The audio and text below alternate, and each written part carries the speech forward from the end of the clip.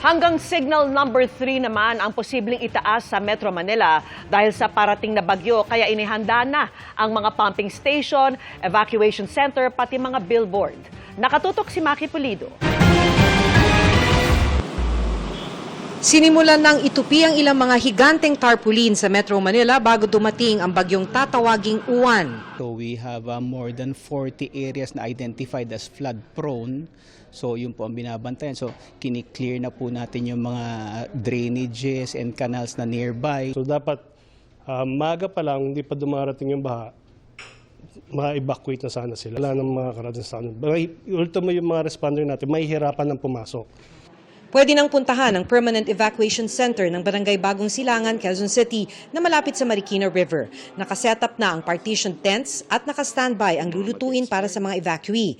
Handa na rin ang mga relief goods, hygiene kits at ang mga gamot kabilang na ang doxycycline na pangontra sa leptospirosis. May lugar para sa mga ililikas na alagang hayop. Mabilis i-check-in ang mga evacuee sa center dahil sa mga QR code sa kanilang barangay ID.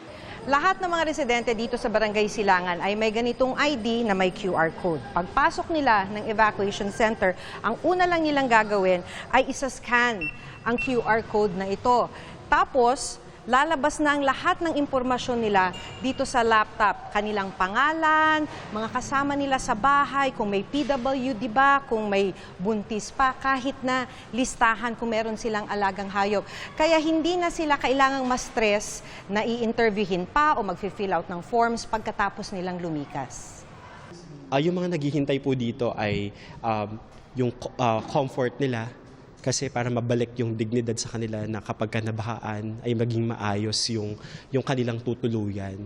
Sa Barangay Del Monte na binabaha pag umaapaw ang San Francisco Del Monte River, naglatag na ng mga lubid sa mga looban na pwedeng kapitan ng mga susuong kung bahana. Pagmula sa dulo ng looban hanggang paglabas, kung hanggang saan po yung tubig na makakalabas po sila, kasi napakalakas po ng current dito, makakatulong po sa kanila yung para makalabas po sila in case na matrap po sila sa loob.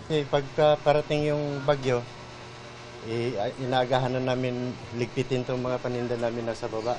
Bago pa man bumaha, magpapalikas na sila para di na umabot sa pag-rescue. Pero nakahanda pa rin ang mga bangkang pang-rescue, pati relief good. Mula sa command center sa Pasig City ay imomonitor ng MMDA ang posibleng baha at traffic para maabisuhan ang publiko o mabilis na makaresponde. Tiniyak din ng MMDA na gumagana ang 70 pumping station sa Metro Manila. Tamang maghanda ang Metro Manila ayon sa Pag-asa dahil maraming lugar na flood-prone at mapanganib ang bagyo.